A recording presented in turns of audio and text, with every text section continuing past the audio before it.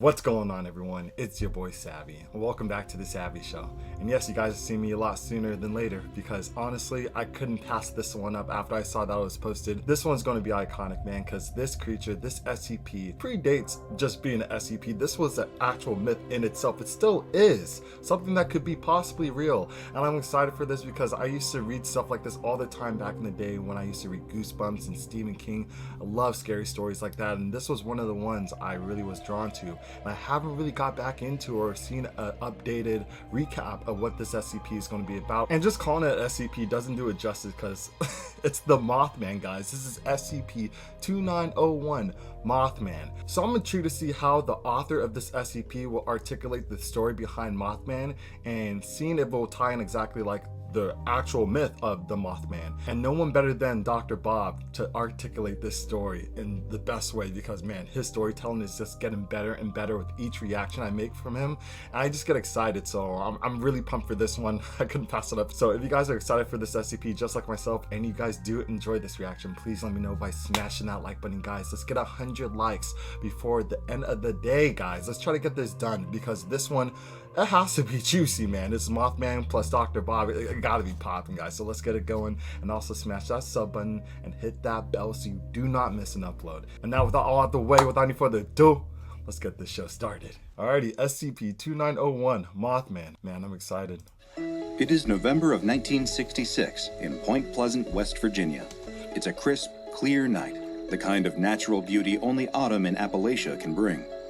The lush green mountainsides have gone fiery as the season changed from summer to fall, vivid oranges, reds, and yellows flooding the landscape and turning the hills into a sunset.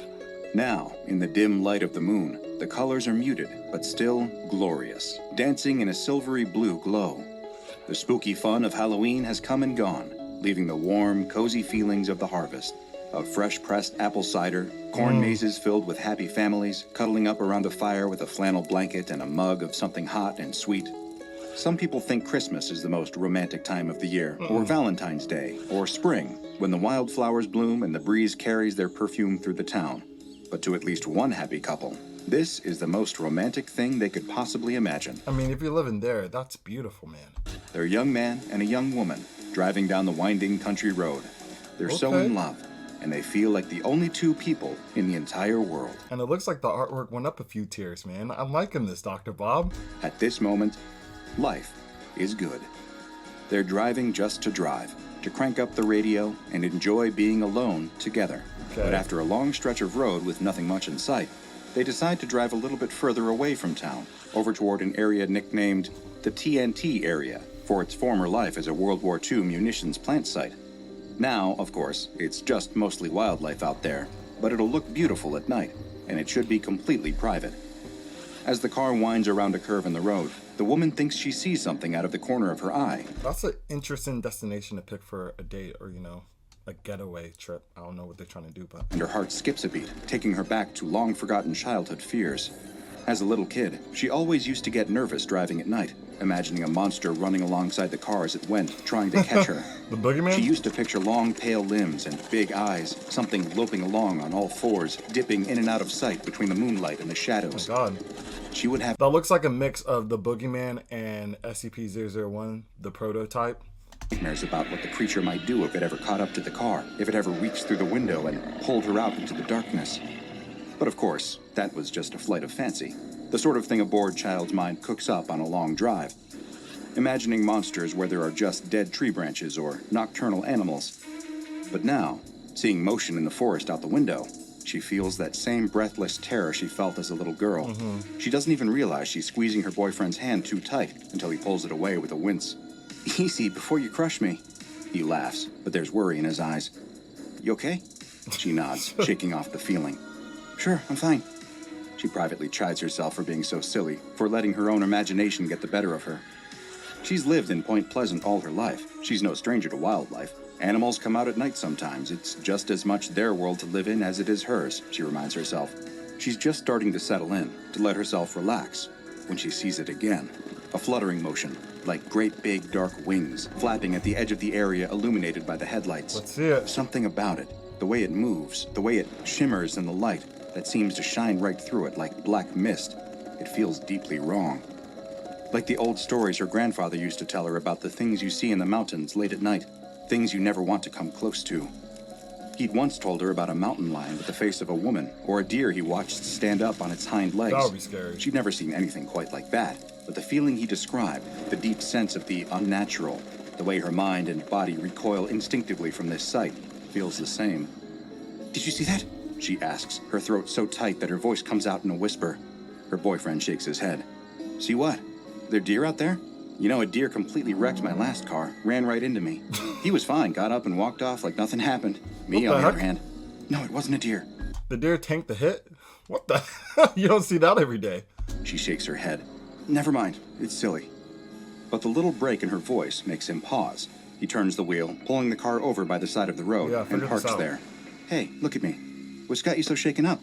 He puts a hand on her shoulder, giving it a comforting squeeze. I thought I saw something," she sighs, feeling absurd as she says it out loud. "Well, you probably did. All kinds of animals out here. But it's fine, they're more scared of us than we are of them," he reassures her. She shakes her head, frowning. "No, I know that. It wasn't an animal, I think. I couldn't quite see it, but I got this awful feeling. All the hairs on the back of my neck stood up. Whatever I got a glimpse of, I can't explain it." And that car's looking mad clean. This guy probably got some good insurance after wrecking his last car. Got a nice one now. "I just feel like there was something wrong, like it wasn't supposed to be here." She rests her face in her hands, struggling to find the words. He rubs her back, unsure what else to do, what else to say. They sit like that for a long while, before she finally sits back up. "Want to go home?" he asks. She nods weakly. Good. "I'm sorry. I know you wanted to go driving more. It's a new car." He cuts her off. I was right. "I want to do what you want to do. Come on, let's go by the diner and get a couple burgers. See if they've got any cherry pie left. Sound good?" Aw. She nods. "Sounds great." Got a boyfriend. The young man is just about to put the car back in drive when there is a sudden fluttering motion, something moving through the headlight's beam. This time, they both see it. Okay. And they can only watch wide-eyed as it settles to a stop directly in front of their car. So I was about to say, if she's only still seeing this and he's not seeing it, that's kind of weird. There, the size of a grown man with a 10-foot wingspan, is something unlike anything they have ever seen before. It's massive, dark gray, its face shielded from view by the limited light, with one notable exception. Boring into them are a pair of glowing red eyes, wide and piercing. Then, with a flap of its wings, as quickly as it appeared, the strange thing is gone again. The couple sit in complete silence for a long time before they turn to look at each other. They don't speak, but their expressions both say the same thing. "You saw that too, right?"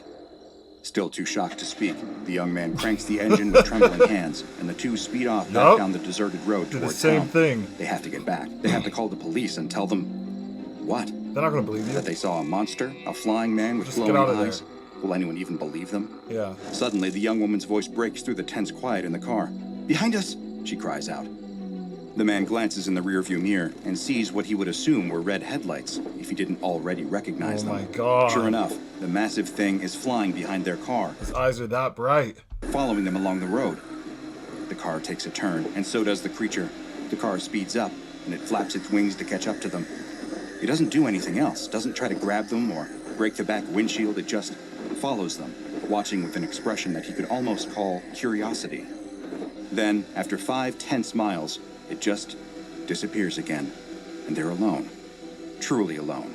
That chill on the back of their necks is gone, and they know that wherever that creature came from, it's gone back there, at least for now.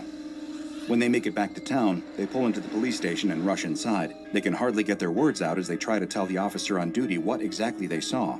He's skeptical, of course. Two scared kids seeing things that aren't there, he assumes. But they insist again and again that they know what they saw. He humors them, listens to their story, and suggests that it was some sort of large wild bird. Animals' eyes reflect light, he reminds them. And everything looks worse at night, especially when someone is already all worked up. True. Realizing they won't be believed, the couple head home and get ready for bed. But the boyfriend wasn't worked up, though. But they don't sleep. They can't. All they can think about is that massive figure landing right in front of their car and staring directly at them. Its unbelievable wingspan, its speed, the strange interest it had shown in following them home until it disappeared without a trace. What did it want? Will it ever come back? as they lie in bed, staring up at the ceiling and replaying the events of the night again and again in their minds. They wonder if they'll ever get the answers to those questions. One thing is for certain, though. They'll never forget those eyes as long as they live. Chillin'. Contrary to what the police officer thought about their story, this pair of young lovers were not the only ones to see the strange, winged creature around Point Pleasant. Over the next month, others reported seeing similar things, and soon, eyewitness accounts were pouring in on a regular basis. A pair of volunteer firemen saw it while on duty, describing a massive bird with bright red eyes.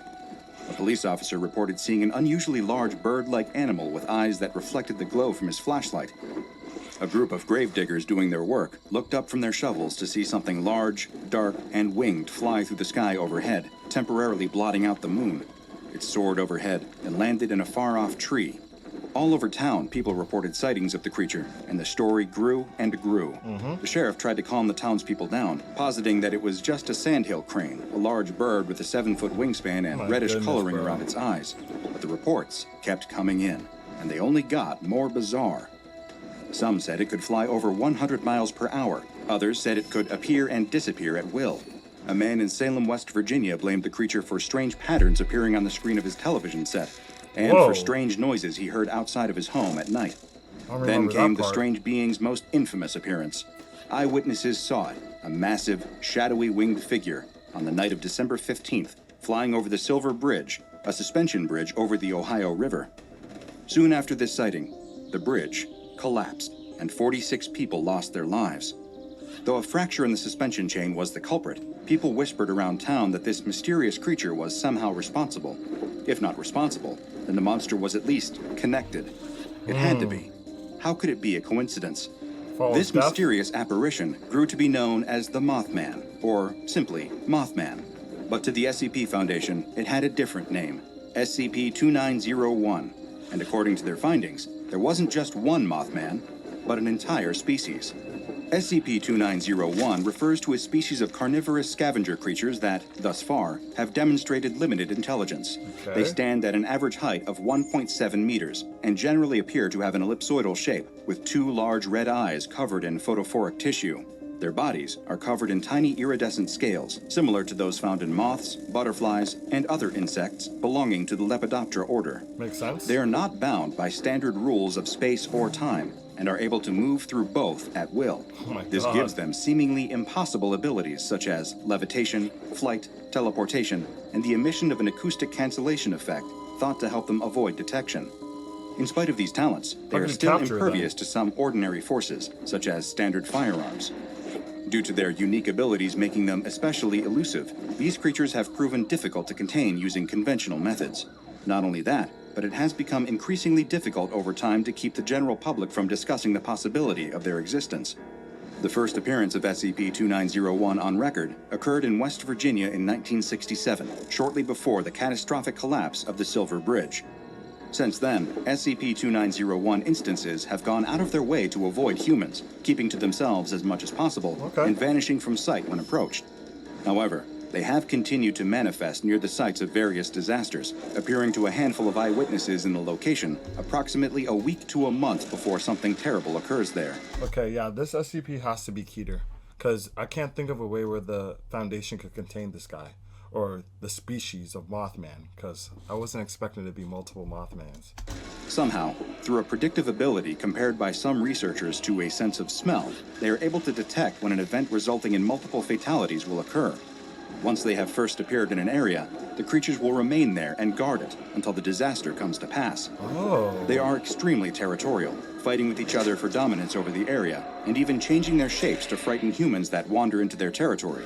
Once the disaster has occurred, the instances of SCP-2901 in the area will scavenge the dead until there is no more food left for them. So they're like vultures, pretty much. Because vultures could like tell when someone's about to die. Like you're trapped in a desert and you're running out of water and you're barely walking. Vultures will follow you because it could sense death. It could like smell death. So it seems like the Mothman's on the same kind of wavelength where, you know, it knows where death is going to happen, a lot of it. So I guess maybe they could eat more. I don't know, but it's interesting. I wonder if they're here for more than just food. Then they will disappear once and for all, leaving no trace behind. Because SCP-2901 cannot be physically contained, the SCP Foundation has instead put guidelines in place for managing the creature's appearances, as well as what to do if an agent encounters one of these ethereal beings in the field. Cases involving SCP-2901 are assigned to Mobile Task Force 5-5, also known as the Twilighters, not to be confused with fans of a Edward Collins. Oh my goodness. certain young adult vampire romance series. Any civilian encounters with SCP-2901 should be addressed with standard amnestic procedures, and any media leaks regarding the creatures, such as social media posts, YouTube videos, or local news reports, will be deleted or otherwise countered by the Information Detraction, Censorship, and Rescission Division.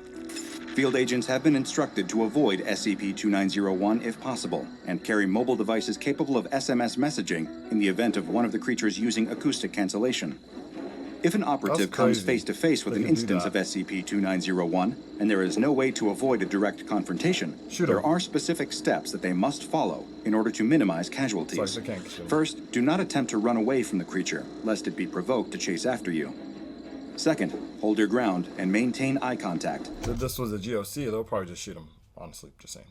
Do not show weakness. Third, make a threat display, similar to the display the creatures use to frighten civilians away. Use your clothing to make yourself look bigger, stand on your tiptoes, and spread your arms wide. Continue this step until SCP-2901 either loses interest or is intimidated into standing down. If the creature approaches, do whatever you can to keep from touching it. Throw objects or brandish a makeshift weapon if you must. What happens if you touch it? Though they do not tend to deliberately harm living humans, the fluctuating nature of the creature's position in space and time causes direct physical contact between them and a human to result in a dermal fusion. Essentially, they become stuck together. What? But the creature does not realize this. When they then attempt to flee and leave the human behind, the results are painful, to say the least. Yo. Imagine the feeling of ripping off a large Band-Aid. Now multiply that by 1,000. And multiply again. One more time? That's what it feels like. Though these guidelines were put together with Foundation field operatives in mind, they may come in handy for any civilian who accidentally crosses paths with SCP-2901. Should you find yourself in that unfortunate position, I hope that this information will help you avoid unnecessary trauma and pain. One more thing. I initially believed the preceding information to be all the available research into the nature of SCP-2901. However, after obtaining some additional security clearance through methods I won't detail here out of concern for the safety of all involved, I was able to locate this classified entry into its official file. It is a missive from the Information Detraction, Censorship, and Rescission Division, and details a practice of containment known as Operation Surgeon's Photograph, I want to hear this. intended to act as a public disinformation campaign regarding the nature of SCP-2901. The purpose of this operation is not to conceal information about SCP-2901 from the public, but rather to control the information they have access to. A summary of the operation's methodology and ongoing success was included, and reads as follows. SCP-2901's current evolution is the sum of Foundation efforts in manipulating its existence through public perception. SCP-2901 are a group of extra-dimensional entities that lack a stable cohesive form and purpose that only coalesces through continued observational reconciliation. For SCP-2901 to maintain a stable physical mass, approximately 75% of the nearby human populace within 500 kilometers need to be congruent on a singular concept of what SCP-2901 is and what it does. SCP-2901 were first discovered and categorized as highly unstable Keter-class entities, capable of producing localized CK-class scenarios at random. Further research into SCP-2901's unstable manifestations proved to be futile, as, unbeknownst to Foundation scientists at the time, SCP-2901 would involuntarily change during each subsequent observation. What the heck? During a containment breach into the civilian-populated areas within the Appalachian region of the southern United States, SCP-2901 began gradually condensing into a singular manifestation the more it was exposed to humans. Civilians began conceding to the idea that SCP-2901 was a dark, winged-like humanoid with large red eyes, which corresponded to pre-existing local folklore. So this is actually cool. This is really cool. So we are actually creating the appearance of the Mothman. So it could be anything. It's pretty much whatever a group of people believe it would be. It's kind of giving me vibes of Freddy Krueger, not with like the shape-shifting form of like what he is, but like you need to know that he is what he is for him to be, manifested in people's dreams. If people don't believe in him, there won't be any Freddy Krueger. similar to this, but this guy's not trying to harm any people. It's just, for him to be visible, people need to have identity of said creature, which is the Mothman that they came up with. SCP-2901 also began to evolve predatory-like behaviors and anomalous acoustic effects that conceptualized due to the mass fear generated within the surrounding communities. Foundation researchers recognized the effects and began isolating SCP-2901 as much as possible. However, deprived of regular perceptual input, SCP-2901 began to devolve into its initial highly unstable manifestations once again. What she saw earlier. The decision was made to maintain SCP-2901 in a functioning, manageable state through continued exposure to human perceptual belief that SCP-2901 is a tangible creature of local folklore, another Bigfoot or Loch Ness Monster. The nearby Silver Bridge collapse of 1967 and the SCP-2901 Appalachian incursion, in reality, have no connection with one another. Yeah. However, public opinion strongly disagreed, and henceforth, SCP-2901 began to appear at other future disaster events. So we create how this SCP moves about, like, it's all our perception. It doesn't really have any control over what it could actually do, is what we believe it actually could do. We thought that he caused a bridge incident, no correlation. So every other instance where, there's a major calamity, Mothman appears. This was the precursor of the precognitive scavenging animal-like behavior that is observed today. Wow. Efforts are to continue gradually introducing notions developed by the Foundation as to further SCP-2901's evolution into a more docile and manageable concept.